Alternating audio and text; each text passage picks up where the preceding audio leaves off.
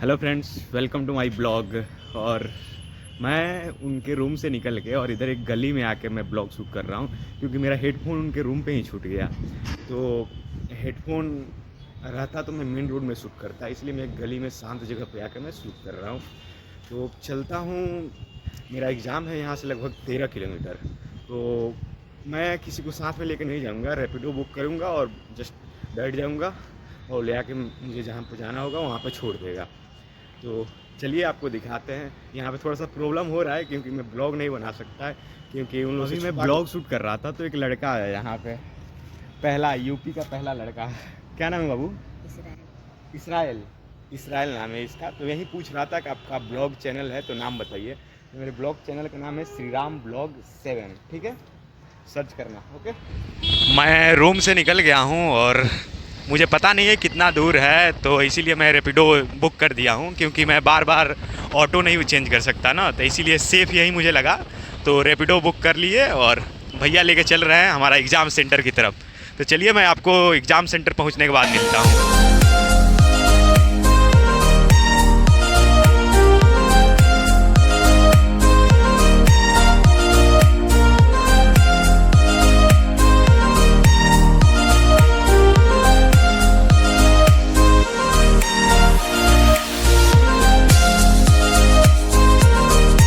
मैं अपना exam centre तक आ गया हूँ और मेरा एग्ज़ाम सेंटर कुछ ऐसा दिखता है।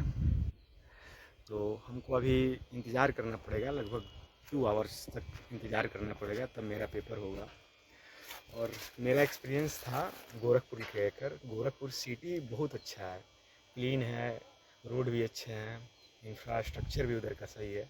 बट जो गांव का है, गांव का अभी भी मैं जिस रोड से आया हूँ उस रोड का गड्ढा, इतना बड़ा बड़ा गड्ढा है, उसका कोई ध्यान नहीं दिया गया है। बस केवल सिटी, मेन सिटी अच्छा है, मेन सिटी क्लीन भी है, इंफ्रास्ट्रक्चर भी बहुत अच्छा है, बिल्डिंग भी बहुत अच्छा है, सब। यही मेरा एक्सपीरियंस था। अभी तो मुझे 2 आवर तक वेट करना पड़ेगा, तब मेरा एग्ज़ाम होगा। और देखिए कहीं ट्रेन मिलेगा तो ठीक, नहीं तो फिर जाया जाएगा रूम पे। तब इंतज़ार ही कर सकते हैं, और क्या कर सकते हैं। मैं अभी गोरखपुर छावनी आ गया हूँ और एग्ज़ाम सेंटर से लाइक 6:30 में मैं निकला वहाँ से। और मेरा जो प्लान था वो कैंसिल हो गया क्योंकि मेरे साथ कुछ घटना हो गया कि मेरा पैसा गिर गया 1000। और मैं जा नहीं सकता ना, और मैं सोचा था कि इधर से निकल जाऊंगा फिर अयोध्या के लिए, फिर नहीं जा सका। और एग्ज़ाम अच्छा ही था और भैया लोग यहाँ पे हैं, लोग हम ही लोग के क्षेत्र के हैं लोग।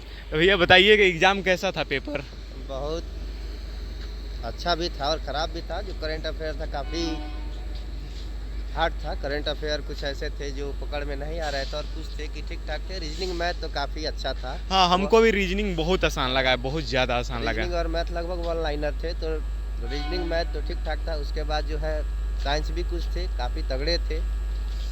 तो मिला जुला के ठीक ही था, सब मिला जुला के पेपर। बस करेंट अफेयर्स थोड़ा सा हार्ड था क्योंकि वो 23 का हम देखे तो एक 23 का था, एक 24 का भी पूछा हुआ था, 2 साल 3 साल का करंट अफेयर्स।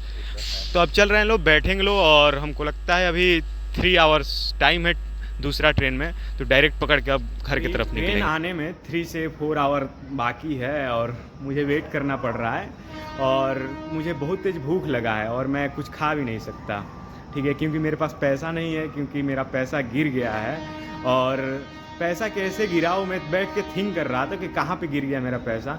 मुझे लगता है मेरा पैसा एग्ज़ाम सेंटर के मेन गेट के पास गिरा है, क्योंकि मैं वहीं पे जो एग्ज़ाम सेंटर के सामने एक मेन रोड था, और मेन रोड नहीं, थोड़ा टूटा फूटा रोड था, और उस पर एक ट्रक जा रहा था जो ओवरलोड था, मिट्टी से भरा हुआ था, और उसका एक टायर फट गया। जिस टायर फटा तो वहाँ पे बहुत सारे कंकड़ थे, और कंकड़ छटक के वहाँ पे एक कोई एग्जामिनर, क्या बोलते हैं, एग्जामिनर, कोई स्टूडेंट आया था, उसके पिताजी थे, थोड़े बूढ़े थे, उनका यहाँ पे गाल के नीचे आकर लग गया, जिसके चलते कट हो गया, थोड़ा सा गहरा कट हो गया, जिसके चलते उनका ब्लड पूरा निकल रहा था। वहाँ पे एक लड़का गया और बोला कि किसी के पास रुमाल है, तो कोई नहीं बोला। वहाँ पर मैं था तो मैं अपना रुमाल दे दिया, और रुमाल मैं कल ही खरीदा था तो मैं दे दिया। तो ठीक है, मैं दे दिया, कोई बात नहीं, रुमाल का मैं रुमाल नया खरीद लूँगा।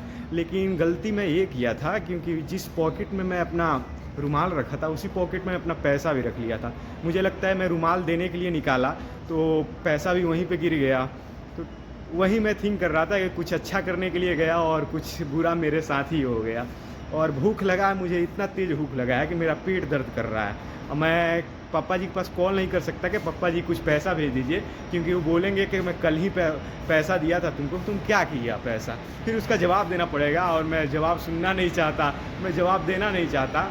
इसीलिए ठीक है, कैसे भी मैनेज करके बैठे हैं, इंतज़ार कर रहे हैं ट्रेन का कि ट्रेन आए। और ट्रेन इतना लेट है, ठीक है, और वो हमको छोड़ेगा लाइक 6 बजे सुबह मॉर्निंग में कल। और भूख मुझसे बर्दाश्त नहीं हो रहा है, इतना तेज पेट दर्द कर रहा है, लेकिन फिर भी बैठे हैं आराम से, वेट कर रहे हैं, इंतज़ार कर रहे हैं। क्या करें यार, कुछ अच्छा करने गए और मेरे साथ ही बुरा हो गया। तो चलिए ट्रेन आता है तो मैं आपको दिखा। मैं सोचा कि चलो कॉल पे किसी से बात कर लेते हैं, कोई दोस्त से। तो मैं एक दोस्त के पास कॉल किया और बोला कि भाई देखो ना मेरा पैसा गिर गया है। तो बोला कि कैसे? तो बोले कि 1000 मेरा रुपया गिर गया है। तो क्या बोल रहा है, डायरेक्ट बोल रहा है कि मेरे पास पैसा नहीं है। मैं उसे मांगा भी नहीं, लेकिन फिर भी डायरेक्ट बोल दिया मेरे पास पैसा नहीं है। पता नहीं कैसे कैसे लोग होते हैं यार। मैं कॉल काट दिया, उसको कहा कि ओके ठीक है। मैं उससे पैसा नहीं मांगता, मैं उसके पास कॉल किया कि जस्ट बात करे, थोड़ा सा मेरा मन लगे, ठीक है, मेरा ध्यान जो है भूख से वो हट जाए। लेकिन वो डायरेक्ट बोल दिया मेरे पास पैसा नहीं है। पता नहीं कैसे कैसे लोग होते हैं, कैसे कैसे मानसिकता के लोग होते हैं, हमको कुछ समझ में नहीं आता है। हम पैसा नहीं मांगते उससे, ठीक है, लेकिन फिर भी उसको लगा कि पैसा मांगेगा। क्या हाल है भाई। अब वहीं कभी भी कॉल करता है, मैं पैसा भेज देता हूँ कि भाई तुम्हारे पास पैसा है। मेरे पास रहता है तो मैं, कोई भी कॉल करे बोलता है कि श्री राम तुम्हारे पास पैसा है, तो मेरे पास रहता है तो मैं भेज देता हूँ कि लो तुम अपना काम कर लो, जब काम हो जाएगा तो रिटर्न कर देना। लेकिन पता नहीं यार कैसा कैसा मानसिकता के लोग हैं, हमको समझ में नहीं आ रहा है। छोड़िए यार, मेरा पेट इतना तेज दर्द कर रहा है ना, ठीक है, मुझसे बर्दाश्त अब नहीं हो रहा है। तो वहाँ पे एक लड़का बैठा है, मैं उसी से जा रहा हूँ बोलने कि भैया कुछ खरीद सकते हैं मुझे, मेरे लिए कुछ खाने के लिए। देखते हैं क्या बोलता है।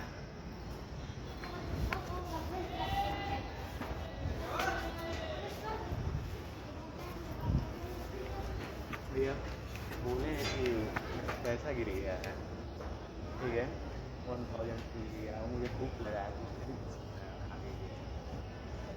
पैसा गिर गया है। हाँ 1000 आज एग्जाम देने रेलवे कुछ देख रहा, क्या खाना है? कुछ बिस्किट खरीद लीजिए।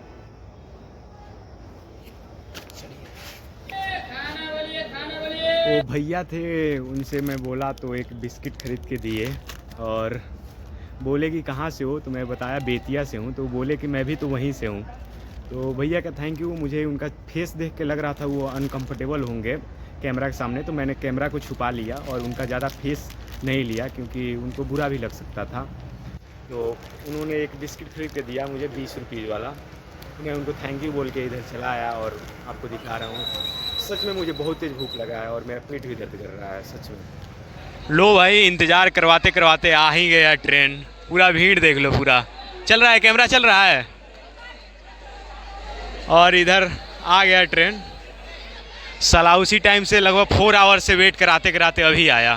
सीट मिल गया है, पूरा चल रहा है, भीड़ सबको एकदम लगा हुआ है। मेरा तो मिल गया, अब आराम से चलते हैं और चलते हैं अपने सिटी में, तो आप लोगों से मिलते हैं। मैं अपने सिटी बगहा में आ गया हूँ और यहाँ से लगभग अभी 12 किलोमीटर दूर जाना है हमको। तो यहाँ से ऑटो पकड़ के मैं जाऊँगा लगभग 9 किलोमीटर दूर, और वहाँ से मुझे पैदल जाना पड़ेगा, क्योंकि घर पे तो बाइक नहीं है ना, और ना ही कोई लोग है कि मैं कॉल करूँगा कि तो आ जाएंगे लोग, तो जाना पड़ेगा। तो चलते हैं, फिर ऑटो में बैठते हैं। मैं बस में बैठ गया हूँ और यहाँ से लाइक 11 to 12 किलोमीटर होगा।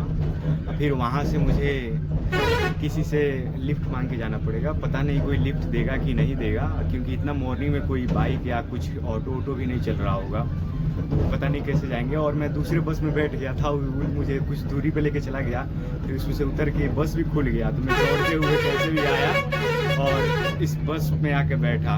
ये बस वैसे खाली है पूरा, देख लीजिए आप। तो चलिए फिर हम मिलते हैं बस के उतरने के बाद, बस में से उतरने के बाद आप लोग से। मैं बस से उतर गया हूँ और यहाँ से लगभग 6-7 किलोमीटर है, अप्रॉक्स 6-7 किलोमीटर है, और 6-7 किलोमीटर मुझे पैदल ही जाना पड़ेगा, क्योंकि मुझे लगा कि ऑटो मिल जाएगा या तो कोई बाइक वाला भैया मिल जाएंगे जिससे हम लिफ्ट मांग के चले जाएंगे, बट कोई दिखा नहीं, तो अब हमको पैदल ही जाना पड़ेगा, इसका कोई उपाय नहीं है। और मैं किसी के, इतना सुबह में किसी के पास कॉल भी नहीं कर सकता, तो पैदल ही जाना उपाय है। तो मैं बहुत ज़्यादा थक गया हूँ और मैं जाऊँगा रूम पे, घर पे जाऊँगा तो मैं डायरेक्ट सो जाऊँगा कपड़ा चेंज करके। तो आज का ब्लॉग यहीं पे ख़त्म करते हैं, मिलते हैं फिर नेक्स्ट ब्लॉग में। Thank you for watching.